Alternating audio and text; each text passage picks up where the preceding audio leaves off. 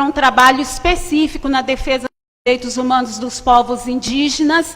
A partir dali, conhecendo um pouco a realidade do estado de Rondônia, sempre buscando, à medida do possível, acompanhar o trabalho da pastoral carcerária, e também estamos empenhados na comarca de Ji-Paraná e na comarca de Porto Velho, na implantação da metodologia APAC, que é a Associação de Proteção e Assistência aos Condenados, que tem uma metodologia reconhecida em todo o mundo, inclusive pela ONU, Organização das Nações Unidas, como uma alternativa positiva para o sistema penitenciário.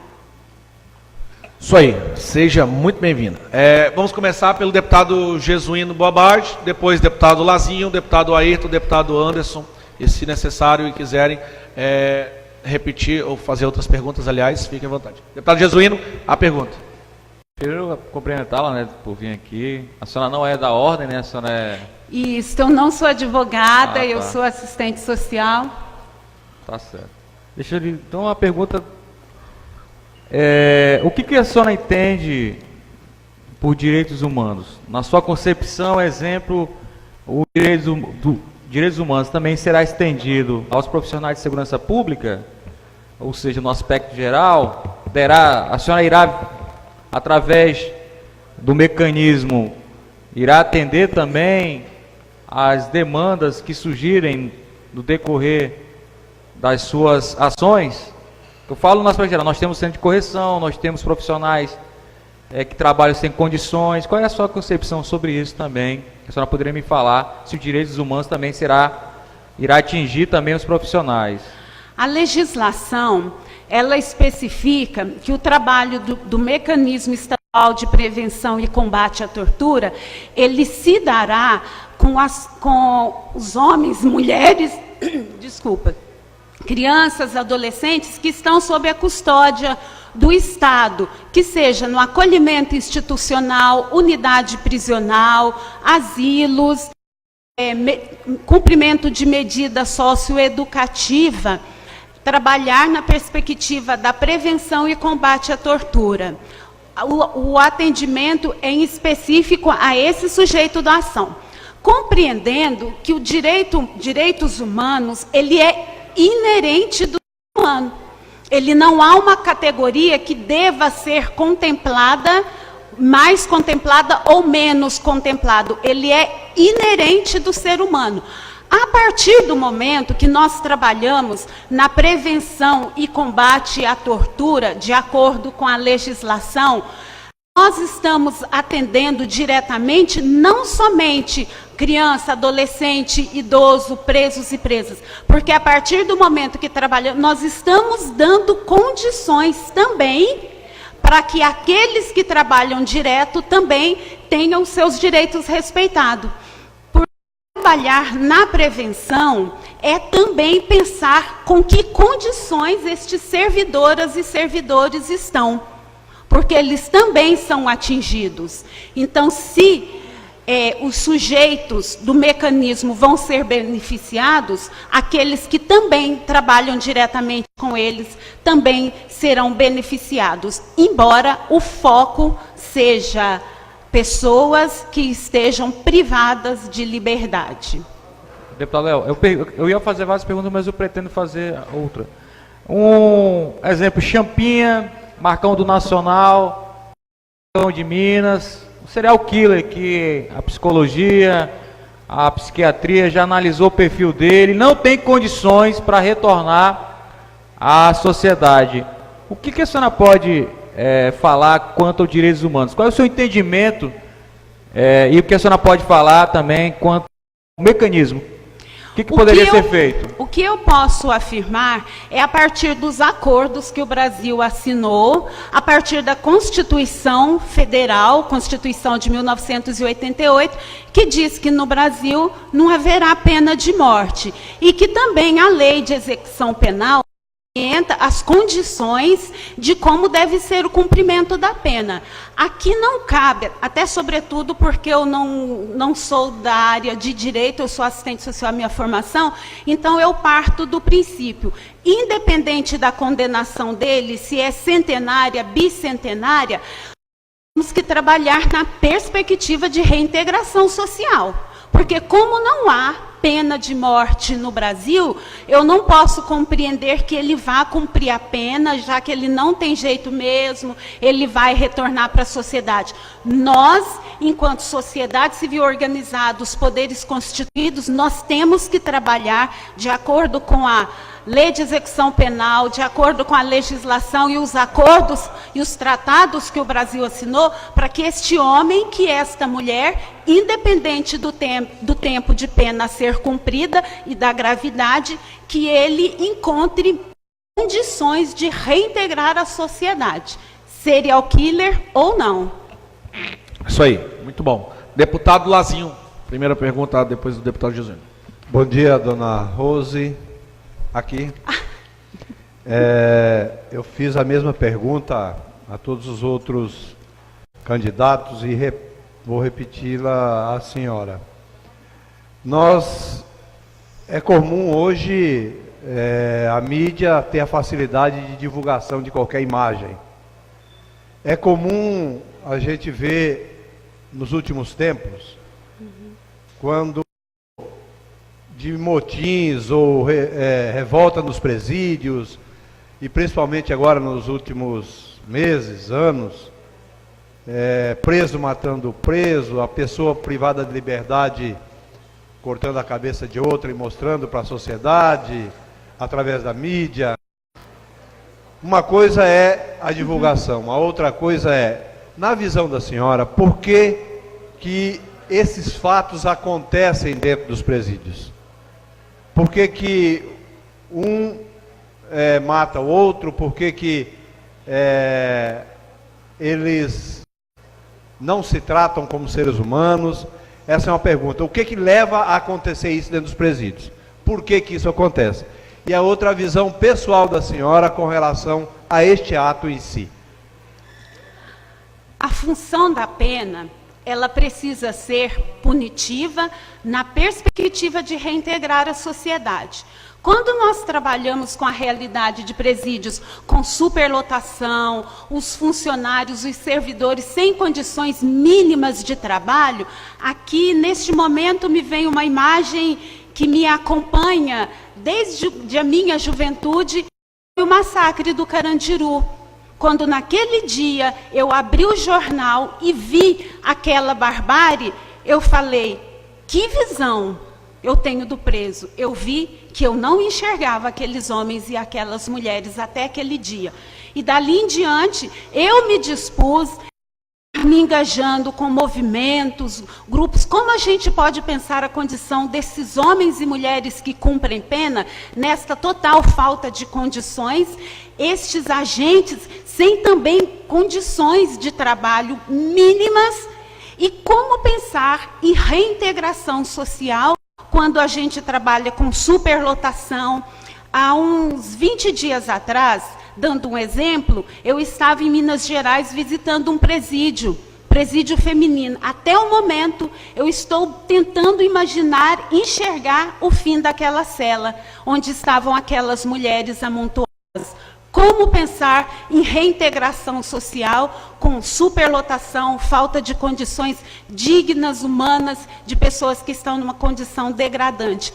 Eu acredito e sempre me pauto que temos que investir na reintegração social, envolver a comunidade, poderes constituídos nesta perspectiva desafiante. Mas eu acredito que é possível, eu acredito na reintegração social.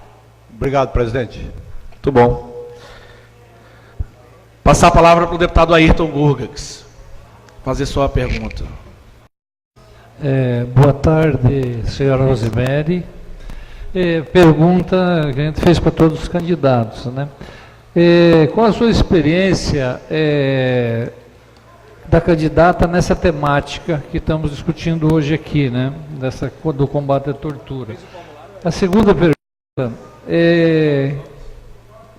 Qual a sua opinião na representatividade de gêneros, raça, formação religiosa, etnias e etc.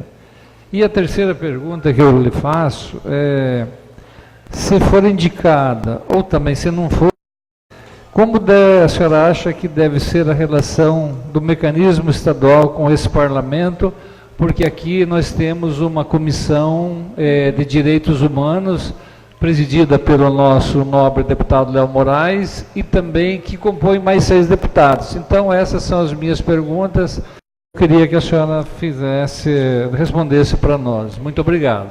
Eu confesso que quando eu li o edital pela primeira, pela segunda, pela terceira vez, eu pensei, não é para mim.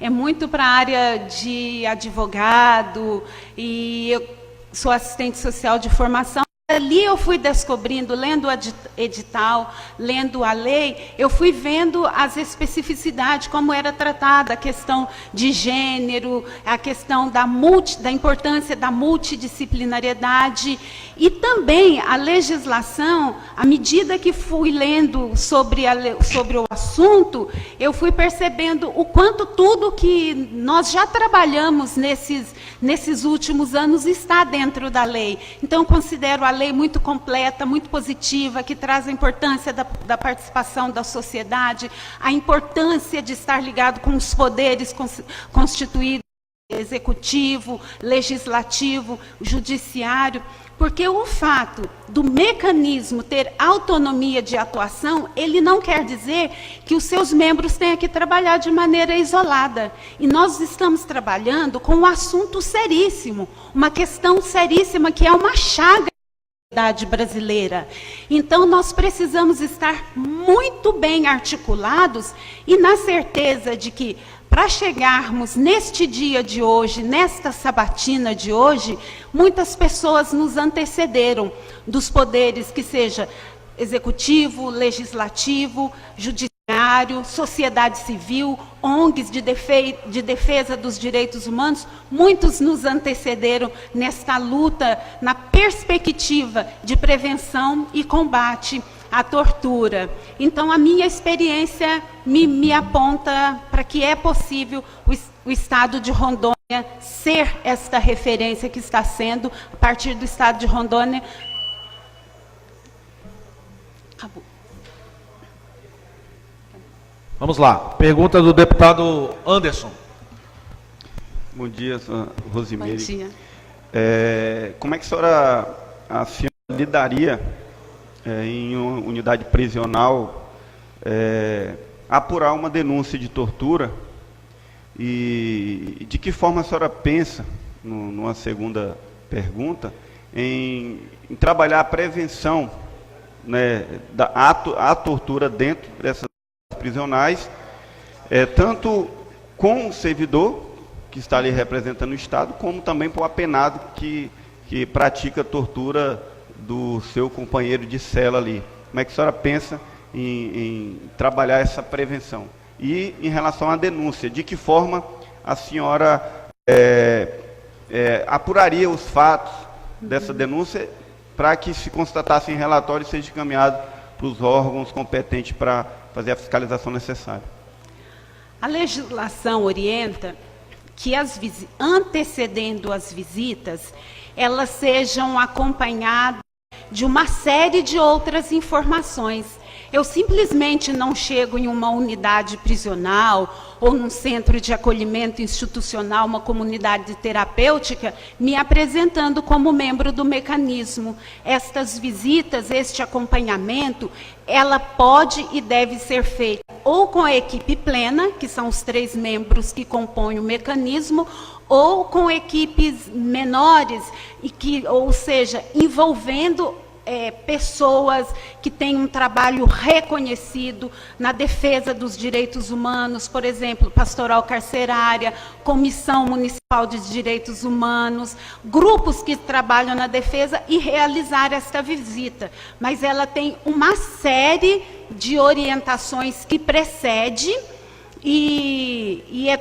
há uma série de informações que precede, e uma das maneiras para trabalharmos a prevenção é o envolvimento com a comunidade, é o envolvimento com as escolas, com as universidades, inclusive dar condições para aqueles que trabalham diretamente com os usuários deste nosso serviço, o público-alvo, para que eles também compreendam, antes de mais nada, a dimensão da tortura, as consequências. Eles também precisam trabalhar, nós precisamos trabalhar na perspectiva da educação, da formação. É um desafio enorme, porque a compreensão de tortura, ela varia muito, mas nós não podemos admitir, e não admitir parte do princípio de trabalhar a prevenção, e aí envolve uma série de outros atores. É um longo trabalho.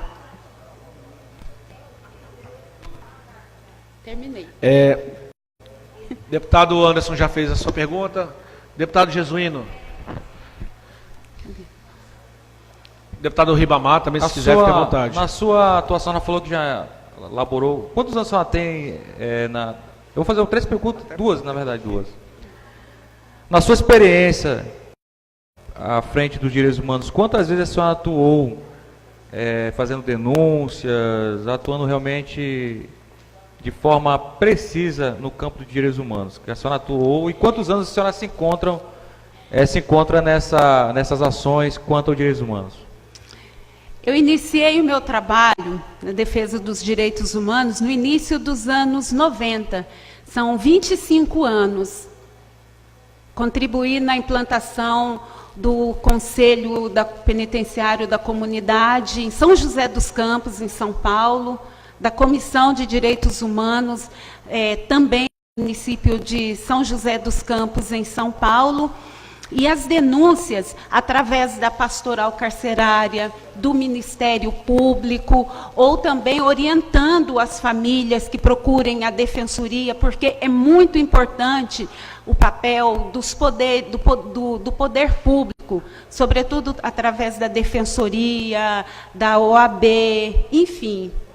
Parcerias, porque a denúncia, ela não deve ser através somente, muitas vezes, você precisa estar articulado com outros defensores e defensoras dos direitos humanos. Então, é muito importante estar a participação da OAB, dos Conselhos de Direitos Humanos, enfim. Isso aí. Rosemary, você está preparada para ocupar essa função tão nobre, tão espinhosa, né? Muitas vezes as pessoas suscetíveis à pressão psicológica, ameaça, à tormenta na vida secular, na rotina, na família. Você está preparada para assumir esse cargo tão importante? Lógico que tecnicamente vocês estão, porque chegaram até aqui, né? Fruto de sustentação oral, imagino, prova, escrita e por aí vai, né? Você está preparada? É a pergunta que eu faço para todos. Você está preparada para assumir esse cargo? Eu estou preparada porque tem sido esta a minha trajetória nessa perspectiva. Quando eu ainda voluntária na década de 90 na APAC de São José dos Campos, quantos detentos que com o fim do complexo do Carandiru, quantos homens e quantas mulheres nós acolhemos ali, nós atendemos, e eu partia já dali, que esta precisa ser uma causa, uma defesa para a vida toda, e ela é uma causa que precisa envolver toda a sociedade, ciente dos desafios, ciente das dificuldades. Não tenho romantismos, não tenho ilusão. Eu tenho a certeza que a defesa dos direitos humanos, ela é intrínseca. Direitos humanos, ele é inerente da pessoa humana, independente da condição em que ela esteja, privada de liberdade ou não. Seja ela servidora, seja ela servidor, seja ela detento, seja profissional do sexo, seja um homossexual, enfim, não há uma categoria. Os direitos humanos é para todos, porque todos somos ser humano. Só uma... Deputado Léo Moraes. Não, caminhado, senhor. A senhora tem algum CDS, A senhora é do Estado, ou a senhora recebe alguma coisa atualmente para compor alguma comissão? Não, eu sou funcionária do Instituto Padre Ezequiel Ramin, no município de Ji-Paraná. Eu resido no município de Ouro Preto do Oeste. Sou voluntária da APAC, Ação de Proteção e Assistência aos Condenados, mas simplesmente voluntária, como sou voluntária do Conselho Indigenista Missionário, como sou voluntária da Pastoral Indigenista. 4, 5, 6, 7. Isso mesmo, muito obrigado. Opa, deputado Aelcio da TV. Eu vou fazer uma colocação que eu fiz com 2 outros candidatos aqui. 2, 3, 4, 5, 6, 7. E não é opinião própria, mas é um espelho da sociedade. A gente percebe que a grande maioria da população brasileira tem uma rejeição muito grande aos profissionais de direitos humanos. Eu acho que mais de 70% diz que direitos humanos é feito só para proteger bandido. Ele até colocam, em alguns casos, quando tem alguma notícia lá, que a pessoa pode comentar que, ao invés, na hora, por exemplo, de um latrocínio em que o bandido mata o pai de família que está indo trabalhar, e que os direitos humanos não vai lá na casa da vítima saber o que a família está precisando, mas, em compensação, o direitos humanos vai lá atrás do bandido para saber as necessidades dele. Como você vê essa